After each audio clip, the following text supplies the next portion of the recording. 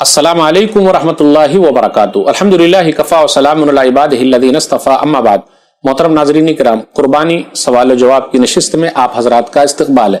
आज की नशिस्त का मौजू है, कुछ लोगों का कहना यह है कि कुर्बानी पुराने जमाने की यादगार है, तो अब उसको छोड़ देना चाहिए, उसकी क्या जरूरत है।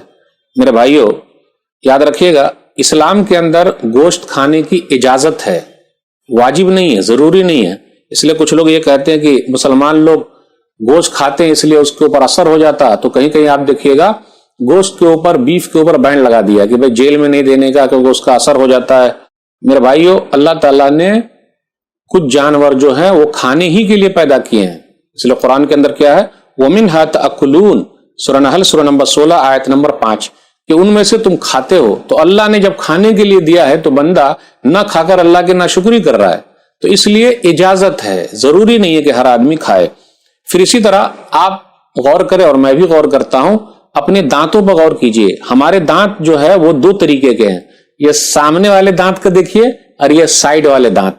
ये सामने वाले दांत जो है अक्सर उन जानवरों से मिलते हैं, जैसे बकरी है, बकरा है, बैल है, भैंस है, गाय है, ये सामने वाले दांत उनसे मिलते हैं। और ये साइड वाले जो दांत हैं वो शेर है, चीता है, भालू है, उससे मिलते हैं।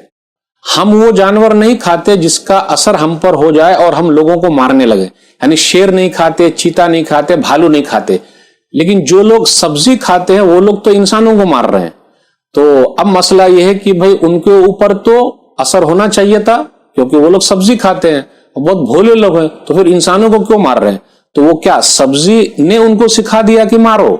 नहीं, तो गोश्त ने नहीं सिखाया। इसलिए हम लोग वो जानवर नहीं खाते हैं जिसका असर हो जाए। कौन सा जानवर खाने की इस्लाम के अंदर है?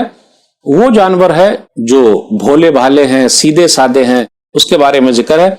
इसलिए जिसके दांत चौड़े हो, फिर इसी तरह दांत नुकीले हो। दांत पर गौर कीजिए कि चौड़े भी है और नुकीले भी हैं, तो इंसान के अंदर है, और अल्लाह ताला ने इसीलिए दिया है कि आदमी दोनों चीज खाए।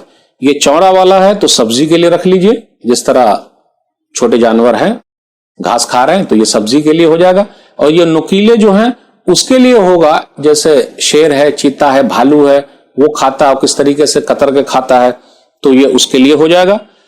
हम और आप गौर करते हुए चले, दूसरे धर्म की किताबों के अंदर भी गोश्त खाने के लिए क्या परमिशन मिलती है, इजाजत है क्या?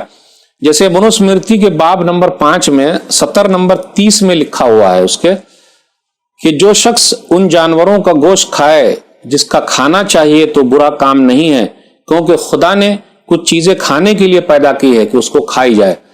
खाने के लिए पैदा किया और कुछ लोगों को पैदा किया कि उस चीज को खाए। अब गौर करते हुए चले, साइंस ने यह भी कहा है कि जो पौधे हैं, सब्जी जो लोग खाते, बोलते हैं हम तो सब्जी खाते हैं, तो ये पौधे के अंदर भी जिंदगी है।